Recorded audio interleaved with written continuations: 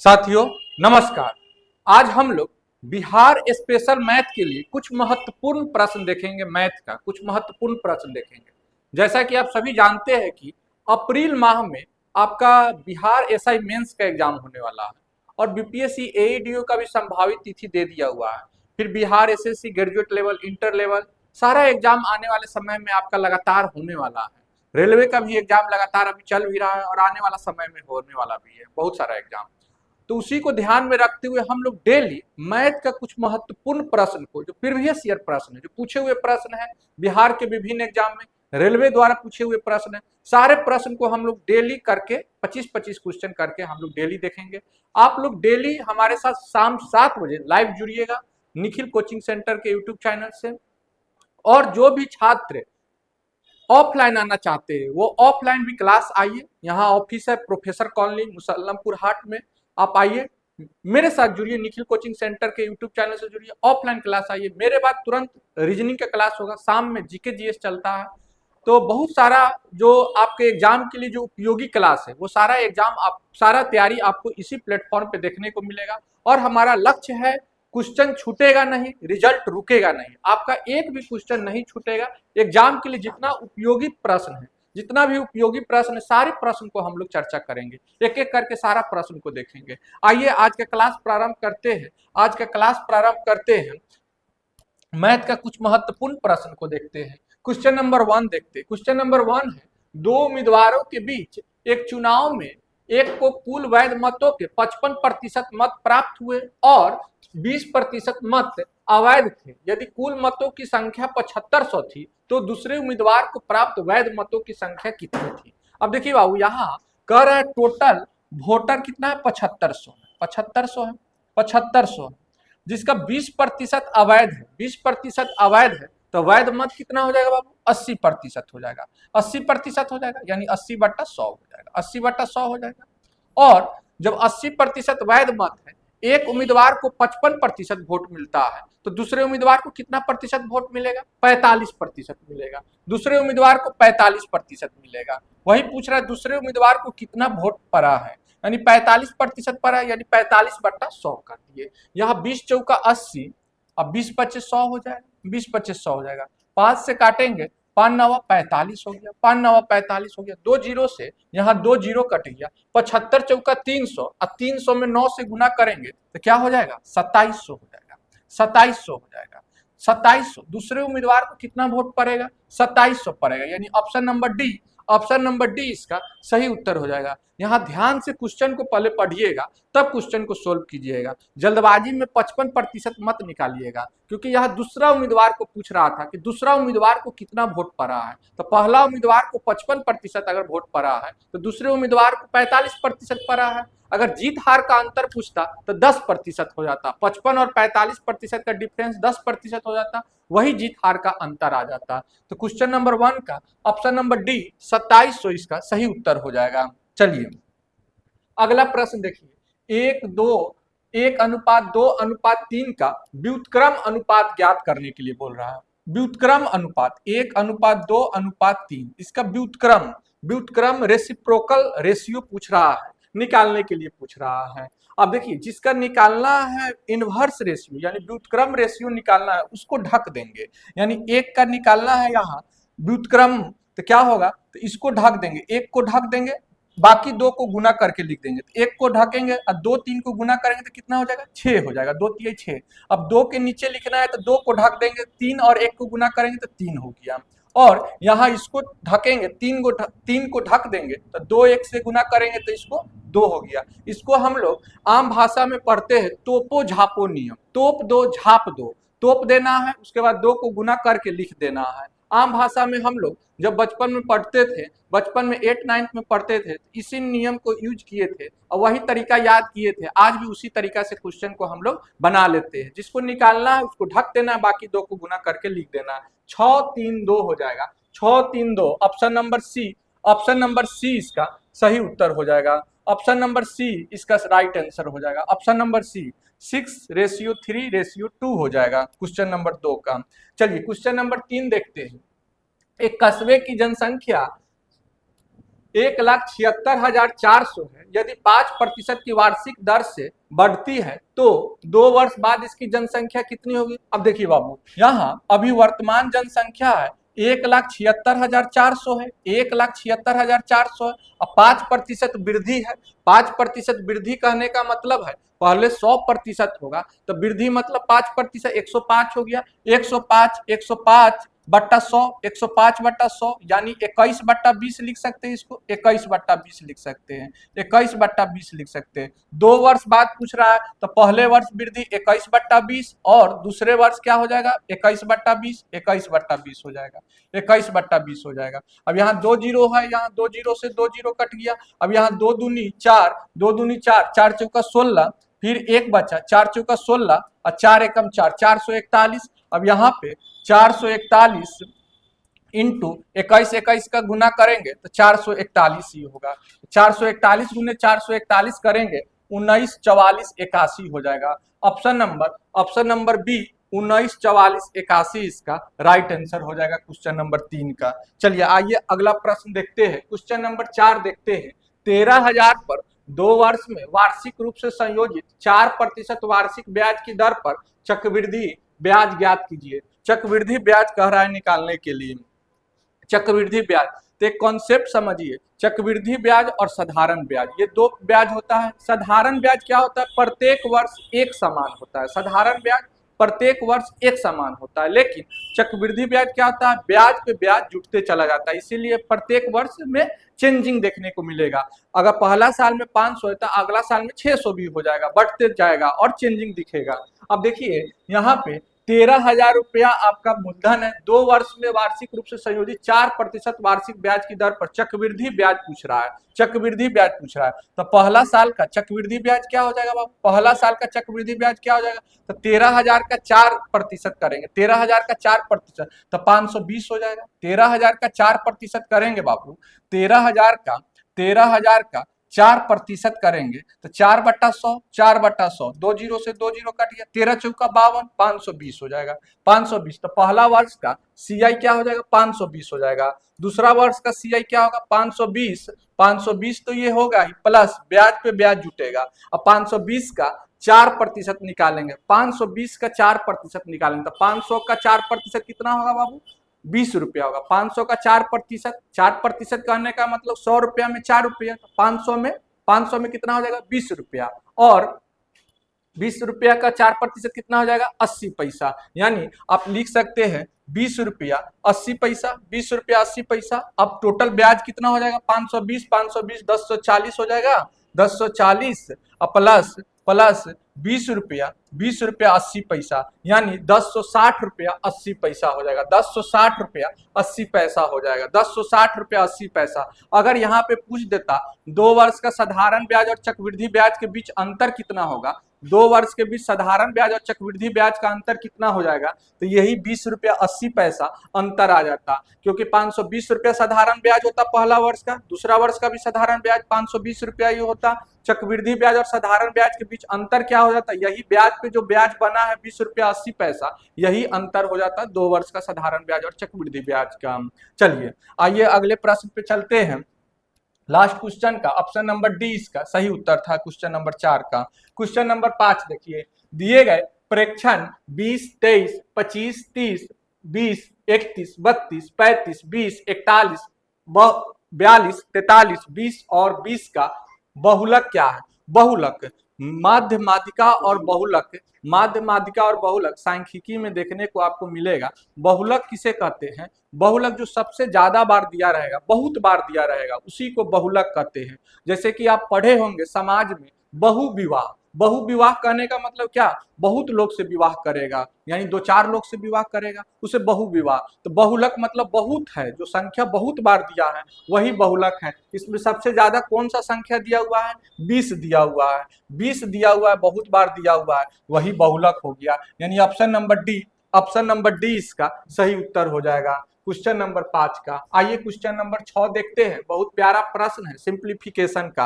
अब सिंप्लीफिकेशन जब बनाइएगा सिंप्लीफिकेशन जब बनाइएगा तो एक चीज ध्यान रखिएगा, सिंप्लीफिकेशन में एक कॉन्सेप्ट है, उस कॉन्सेप्ट को अगर आप जानते हैं तो सिंप्लीफिकेशन का क्वेश्चन कभी गलती नहीं होगा, उसी कॉन्सेप्ट के सहारे बनाइएगा। भी बोर्ड मास नियम होता है, भी बोर्ड मास, बोर्ड मास पहले से आप पढ़ते आ रहे होंगे, भी बोर्ड मास, भी बोर्ड मास, वी से विन कूलम होता है। विन कूलम कहने का मतलब संख्या के ऊपर जो रेखा दिया रहता है जिसे बार कहते हैं वही विन कूलम होता है। बी से ब्रैकेट होता है, ओ से ऑफ होता है, डी से डिवीजन होता है, एम से मल्टीप्लीकेशन यानी गुना होता है, ए से ऐड यानी जोड़ होता है, एस से सब्सट्रैक्ट यानी घटाव होता है।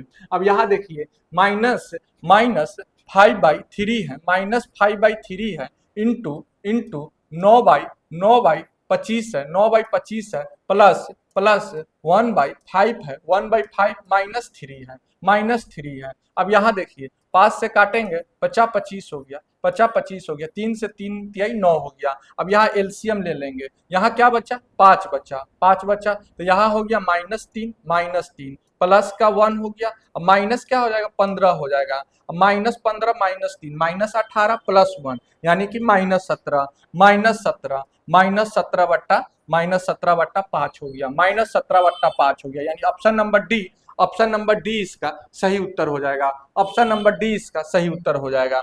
आइए अगले प्रश्न पे चलते हैं। दिए गए व्यंजक का मान ज्ञात कीजिए, दिए गए व्यंजक का मान ज्ञात कीजिए। 24/3 है 8, 8 में 2 से गुना करेंगे, बहुत आसान सवाल है, पूछा हुआ प्रश्न था ये। 8 दूनी 16 हो जाएगा, 16 इसका सही उत्तर हो जाएगा, 16 इसका राइट आंसर हो जाएगा।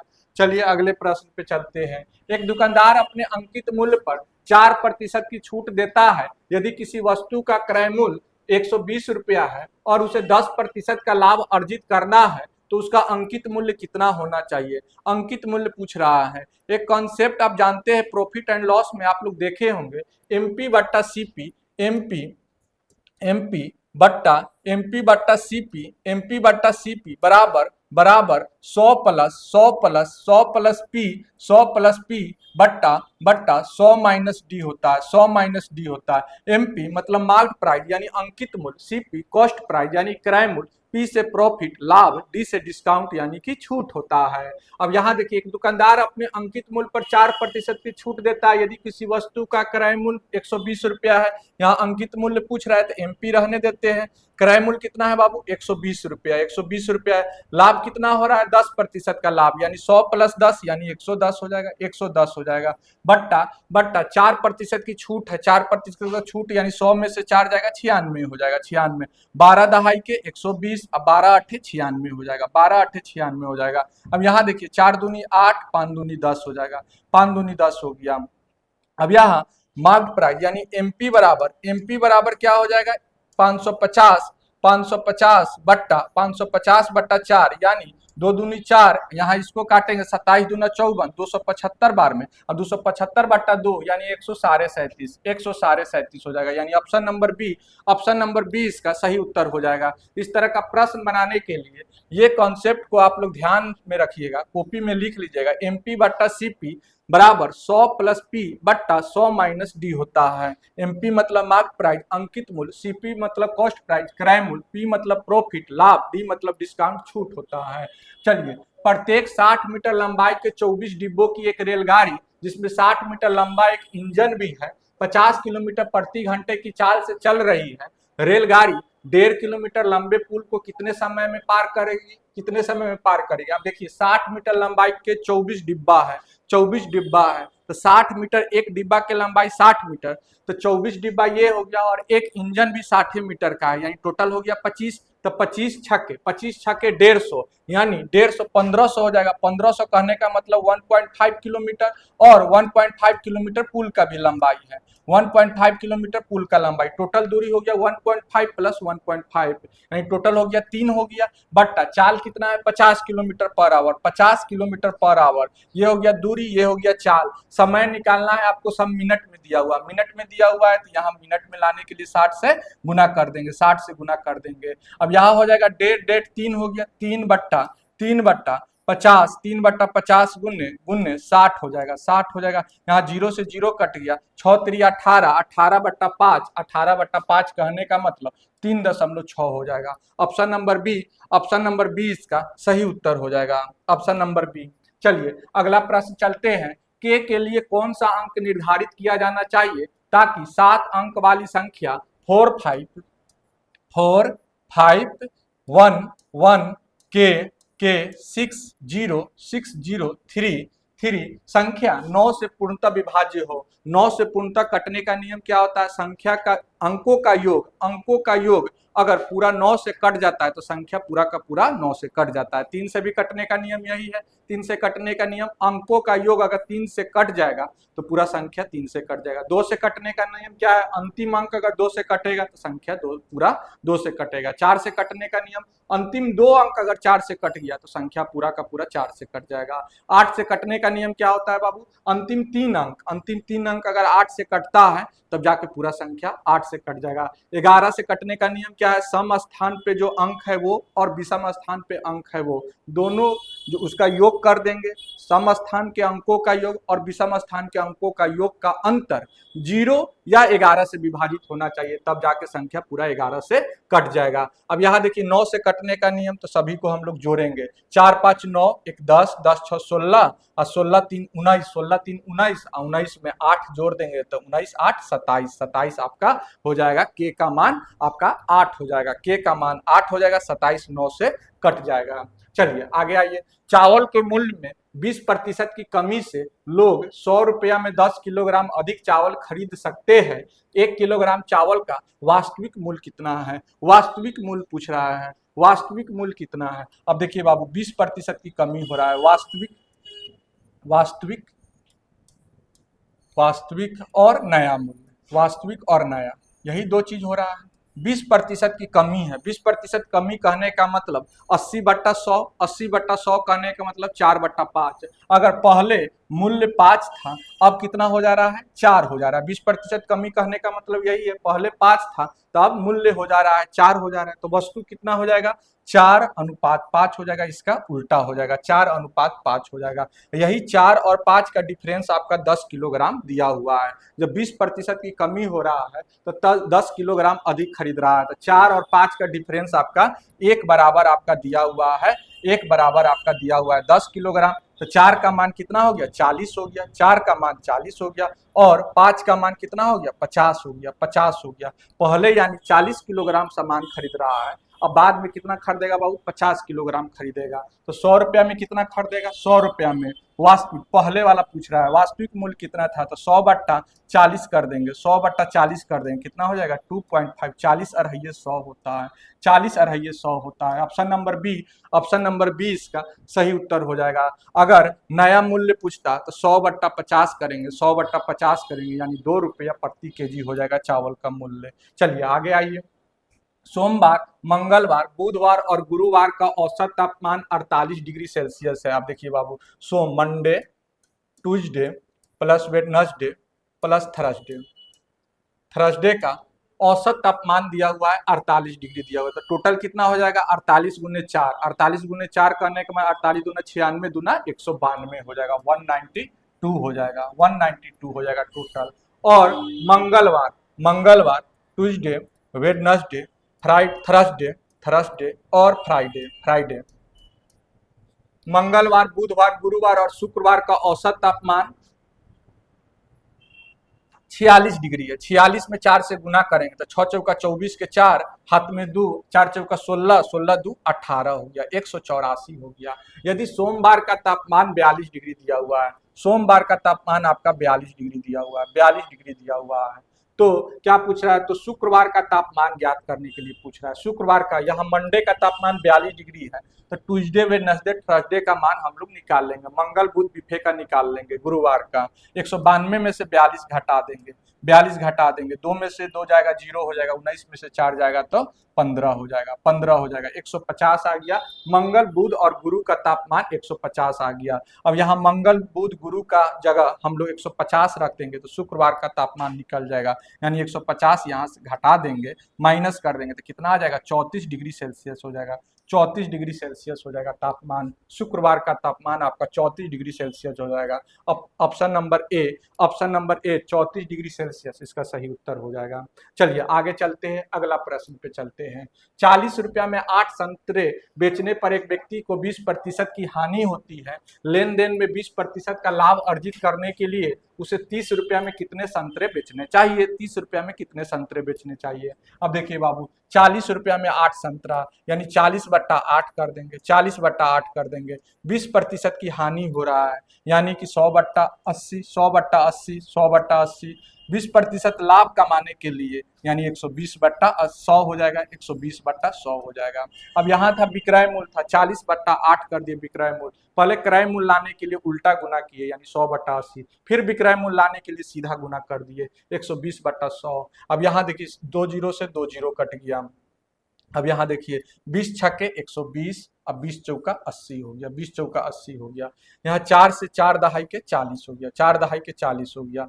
यहाँ 2 दूनी 4 दूनी 8, 5 दूनी 10, यहाँ 2 दूनी 4, 3 दूनी 6 यानी 15/2 यानी 7.5 रुपया। 7.5 रुपया अब विक्रय मूल्य है जो 7.5 रुपया हो जाएगा। एक संतरा का विक्रय मूल्य 7.5 रुपया हो जाएगा। तो 30 रुपया में कितना संतरा बेचेगा? एक संतरा का विक्रय मूल्य 7.5, 30 संतरा का 4 रुपया। 30 रुपया में कितना संतरा? 30 रुपया में 4 संतरा। एक संतरा का विक्रय मूल्य 7.5 रुपया, तो 30 रुपया में कितना संतरा? 4 संतरा। 30/7.5 कर देंगे। चलिए उस पद का चयन कीजिए जो एक सर्वसमिका नहीं है। सर्वसमिका किसे बोलते हैं? सर्वसमिका जब LHS left hand side equal to right hand side होगा, LHS बराबर RHS होगा, तब जाके ये सर्वसमिका होगा। अगर इक्वल नहीं होगा तो वो सर्वसमिका नहीं होगा। अब इसमें ऑप्शन में चेक कीजिए कौन आपका इक्वल नहीं है। तो ऑप्शन नंबर बी गौर से देखिए, a प्लस बी का होल स्क्वायर इक्वल टू क्या होता है? a square plus B square plus 2ab होता है। और RHS में दिया हुआ है केवल a square plus B square दिया हुआ है, ये सर्वसमिका नहीं होगा। यानी ऑप्शन नंबर बी इसका सही उत्तर हो जाएगा। क्वेश्चन नंबर 14 का ऑप्शन नंबर बी इसका सही उत्तर हो जाएगा। चलिए अगले प्रश्न पे चलते हैं। क्वेश्चन नंबर 15, एक धनराशि 4 व्यक्तियों A, B, C और D के बीच 4:7:9:3 के अनुपात में वितरित की जाती है। यदि B को A से 600 अधिक प्राप्त होते हैं तो C को D से कितनी अधिक धनराशि प्राप्त होगी? अब देखिए A और B और A का डिफरेंस 600 दिया हुआ है, B और A का डिफरेंस, तो यहाँ हम लोग रेशियो लिख लेते हैं A, B, C और D। यहाँ 4:7:9:3। अब देखिए A और B का डिफरेंस दिया हुआ है 600 यानी अनुपात 3। 4:7 का डिफरेंस कितना हो जाएगा? 3। अनुपात 3 बराबर 600, तो अनुपात 1 बराबर क्या हो जाएगा बाबू? 200 हो जाएगा, 200 हो जाएगा। तो C को D से कितनी अधिक धनराशि प्राप्त होगा? तो C और D का डिफरेंस कितना हो गया? 6 और 6 दूनी 1200, 1200 हो जाएगा। यानी ऑप्शन नंबर बी 1200 इसका सही उत्तर हो जाएगा। चलिए अगले प्रश्न पे चलते हैं। त्रिभुज PQR में Q बराबर कोण R है, कोण Q बराबर कोण R है और QR बराबर 12 सेंटीमीटर है, PR बराबर 10 सेंटीमीटर है और PS शीर्ष लंब है, तो PS की लंबाई क्या है? अब देखिए त्रिभुज है आपका, त्रिभुज PQR है, PQR है। अब देखिए कोण Q बराबर कोण R है, जो ये कोण और ये कोण इक्वल है, कोण Q कोण R इक्वल है। QR बराबर 12 सेंटीमीटर है, QR बराबर 12 सेंटीमीटर है बाबू। PR बराबर 10 सेंटीमीटर है, PR बराबर 10 सेंटीमीटर है। तो शीर्ष लंब और PS शीर्ष लंब है, PS शीर्ष लंब है। चलिए तो PS की लंबाई पूछ रहा है, PS की लंबाई कितनी होगी? ये आपका S है, ये आपका S है, यहाँ पे ये बिंदु जो है S है। तो PS की लंबाई पूछ रहा है क्या है? अब देखिए ये आपका 10 है, इस कोण के सामने का भुजा 10 है, तो ये कोण और ये कोण इक्वल है, तो कोण के सामने का भुजा 10 है, तो ये कोण के सामने का भुजा भी कितना हो जाएगा? 10 हो जाएगा। अब देखिए ये भुजा 10 और ये भुजा 10, तो 10 10 यानी क्या हो गया? और ये 12, ये समद्विबाहु त्रिभुज हो जाएगा, समद्विबाहु त्रिभुज हो जाएगा। तो ये 10 है, ये 12 है, तो यानी कि ये 6 हो जाएगा। ये 6 दो भागों में कट जाएगा, 6 हो गया। अब ये 10 है, ये 6 है, तो ये विकर्ण है, ये आधार है, तो लंब कितना हो जाएगा? 8 हो जाएगा। PS की लंबाई कितना हो जाएगा बाबू? 8 सेंटीमीटर हो जाएगा। ऑप्शन नंबर डी इसका सही उत्तर हो जाएगा। क्वेश्चन नंबर 17 देखिए, 16% वार्षिक ब्याज की दर पर 3 वर्ष में कितनी धनराशि पर 960 का साधारण ब्याज प्राप्त होगा? 960 का साधारण ब्याज प्राप्त होगा, तो 960 रुपया ब्याज है। एसआई बराबर क्या होता है? पी गुने आर गुने टी बाई 100 होता है। तो पी आपका निकालना है, प्रिंसिपल निकालना है, रेट आपका दिया हुआ है 16%, टाइम दिया हुआ है 3 वर्ष, 3 बट्टा 100 कर देंगे, बट्टा 100 कर देंगे। अब देखिए 16 दूना 96, 20 बार में कट गया, पी का वैल्यू कितना आ गया? 2000 आ गया। ऑप्शन नंबर बी इसका सही उत्तर हो जाएगा। चलिए अगले प्रश्न पे चलते हैं। 0.0488 डिवाइडेड बाई 0.002 का मान क्या है? अब देखिए 0.0488 बट्टा 0.002। अब देखिए पॉइंट के बाद कितना अंक? 4 अंक, यहाँ पॉइंट के बाद 3 अंक तक, यहाँ क्या आ जाएगा? ये पॉइंट हटेगा तो अगर नीचे 4 जीरो आएगा, ऊपर 3 जीरो जाएगा, तो नीचे केवल 1 जीरो बच जाएगा, केवल 1 जीरो बच जाएगा, यानी 10 हो जाएगा। अब 2 से काटिए, 2 से काटिए, 2 दूनी 4, 44 दूना 88, नीचे 10 है तो यानी 24.4 हो जाएगा, 24.4 हो जाएगा। ऑप्शन नंबर सी इसका सही उत्तर हो जाएगा। ऑप्शन नंबर सी इसका राइट आंसर हो जाएगा। ऑप्शन नंबर सी इसका सही उत्तर हो जाएगा। चलिए 18 का, चलिए अगले प्रश्न पे चलते हैं। क्वेश्चन नंबर 19 देखते हैं। 3:6 समानुपात 6:1, 3/6 बराबर 6/a। अब 3 दूनी 6, तो 3 दूनी 6, तो 6 दूनी 12, ए का मान क्या हो जाएगा? 12 हो जाएगा। यानी ऑप्शन नंबर ए 19 का ऑप्शन नंबर बी 12 हो जाएगा। ए बराबर 12 वैल्यू आ जाएगा। ए और बी किसी कार्य को 2 दिन में पूरा करते हैं। यदि ए अकेले उस कार्य को 4 दिनों में पूरा कर सकता है, तो बी अकेले उसी कार्य का 21 गुना कार्य कितना दिनों में कर सकता है? अब देखिए बाबू, ए प्लस बी किसी कार्य को कितना दिनों में करता है बाबू? 2 दिनों में करता है। ए उसी कार्य को कितना दिनों में अकेले कर सकता है? 4 दिनों में कर सकता है। बी के बारे में पूछ रहा है, बी का हम लोग को पता नहीं है।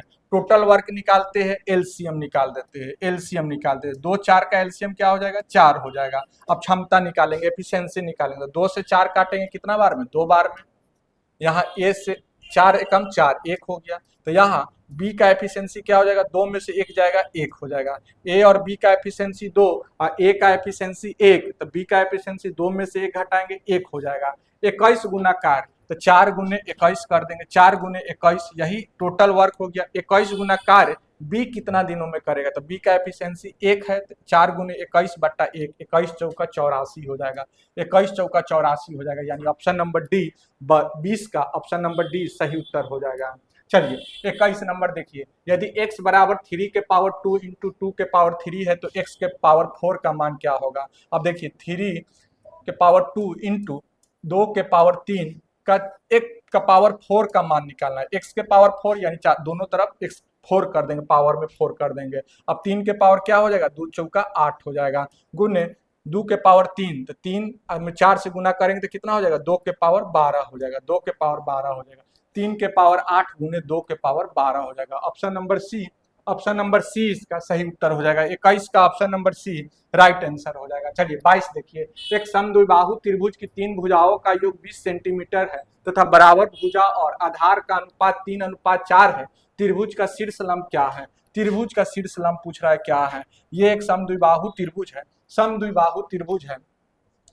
अब देखिए यहाँ समान भुजा, मान ली समान भुजा ये ए है। अब ये 3:4 और ये बी है, तो ये 3x हो जाएगा, ये 3x हो जाएगा। समान भुजा 3 दिया हुआ है, तो 3x और ये असमान भुजा यानी 4x हो गया। अब टोटल आपका योग दिया हुआ है 20 सेंटीमीटर, 3 3 6x और 4 10x बराबर आपका 10x बराबर 20 दिया हुआ है, तो x का मान क्या आ गया बाबू? x का मान आप कह सकते हैं कि 2 आ गया, तो 3 दूनी 6 हो गया। ये आपका क्या भुजा आ गया? 6 आ गया। ये भी आपका 6 आ गया। ये कितना आ गया? 8 आ गया।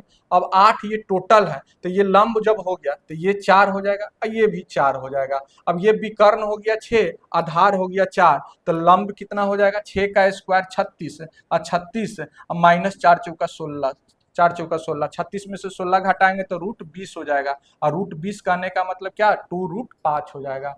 2 रूट 2 2√5 हो जाएगा, यानी कि ऑप्शन नंबर डी इसका सही उत्तर हो जाएगा। 2 2 4 और 4 5 20। चलिए, यदि tan theta plus cot theta बराबर 13 है तो 8 tan square theta plus 8 cot square theta का मान ज्ञात कीजिए। अब देखिए यहाँ स्क्वायर के रूप में क्वेश्चन पूछ रहा है, स्क्वायर के रूप में, तो हम लोग क्या करेंगे, दोनों तरफ बोथ साइड स्क्वायर कर देंगे, स्क्वायर कर देंगे। चलिए देखिए, अब यहाँ tan square theta plus square करेंगे a प्लस बी का होल स्क्वायर, तो A square plus B square plus 2ab होता है।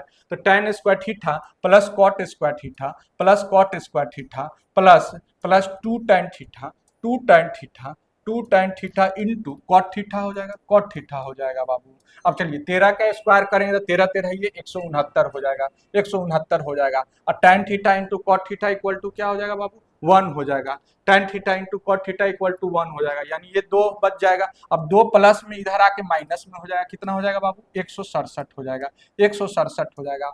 8 tan square theta 8 cot square theta, तो दोनों तरफ 8 से हम लोग गुना कर देंगे, दोनों तरफ अगर हम लोग 8 से गुना कर देते हैं, दोनों तरफ 8 से गुना कर देंगे आप, तो 8 tan square theta plus 8 cot square theta का मान क्या हो जाएगा, 8 7 56 के 6 हाथ में 5 हो जाएगा, 8 6 के 48, 48 और 5 53 के 3 हाथ में 5 हो जाएगा, और 8 एकम 8 और 5 13 हो जाएगा, 8 एकम 8 5 13 1536 हो जाएगा, 13 हो जाएगा, 8 5 13 हो जाएगा, 13 हो जाएगा आपका, 13 हो जाएगा, 1336 हो जाएगा, 1336 हो जाएगा। ऑप्शन नंबर बी 23 का ऑप्शन नंबर बी इसका सही उत्तर हो जाएगा। चलिए 24 देखिए, 1 वर्ष पहले सारा और दीप्ति की आयु का अनुपात क्रमशः 3:4 था, 4 वर्ष बाद यह अनुपात 4:5 हो जाएगा, सारा की वर्तमान आयु ज्ञात कीजिए। अब देखिए यहाँ 2 आदमी दिया हुआ है,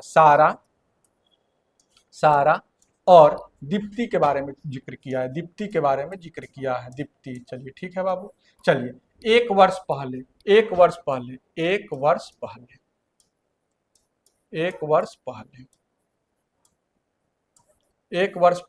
क्या दिया हुआ है, रेशियो 3:4 दिया हुआ है, 3:4 दिया हुआ है, और 4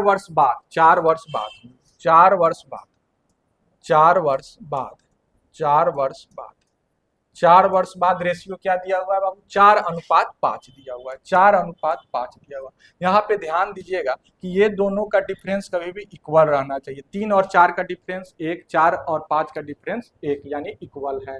अब यहाँ देखिए 1 वर्ष पहले और 4 वर्ष बाद, यहाँ 2 रंग है, 2 रंग रहेगा तो जोड़ेंगे, 1 रंग रहेगा तो घटाएंगे, यानी ये दोनों का डिफरेंस कितना, 1, अनुपात 1 बराबर क्या हो जाएगा, 5 हो जाएगा, 1 और 4, 2 रंग है, एक पहले है एक बाद में, यानी जोड़ेंगे तो 4 1 5 हो जाएगा, यानी अनुपात 1 का मान 5 हो जाएगा, तो 3 का मान कितना हो जाएगा, अनुपात 3 का मान 15 हो जाएगा, यानी सारा का 1 वर्ष पहले आयु हो जाएगा 15, वर्तमान में आने के लिए 1 साल जोड़ देंगे, 15 + 1 कर देंगे, यानी कि 16 वर्ष हो जाएगा। सारा का वर्तमान आयु क्या हो जाएगा बाबू, 16 वर्ष हो जाएगा, 16 वर्ष हो जाएगा। दीप्ति का पूछता तो क्या हो जाएगा, 5 चौका 20, 1 21 हो जाता है। चलिए आगे आइए, क्वेश्चन नंबर 25, आज का अंतिम प्रश्न। एक गोले का पृष्ठीय क्षेत्रफल एक लंबवृत्तीय बेलन के वक्र पृष्ठीय क्षेत्रफल के समान है, जिसकी ऊंचाई और व्यास प्रत्येक 12 सेंटीमीटर है। गोले की त्रिज्या क्या है, गोले की त्रिज्या पूछ रहा है।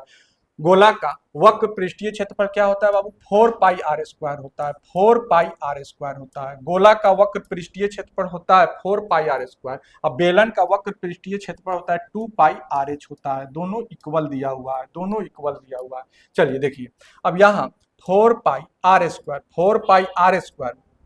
बराबर 2π। अब यहाँ देखिए व्यास दिया हुआ है आपका, व्यास दिया हुआ है 12 सेंटीमीटर दिया हुआ है, व्यास 12 सेंटीमीटर है, त्रिज्या कितना हो जाएगा, 6 हो जाएगा, और ऊंचाई क्या दिया हुआ है, 12 दिया हुआ है, यानी पाई से पाई यहाँ कट गया, यानी 2 दूनी 4, 2 बार में कट गया, 2 से काटेंगे कितना बार में, 2 3 6, 12 3 36, यानी आर का मान क्या हो जाएगा, आर बराबर 36, यानी 6 हो जाएगा, r² बराबर 36, तो आर का मान 6 हो जाएगा। ऑप्शन नंबर बी इसका सही उत्तर हो जाएगा।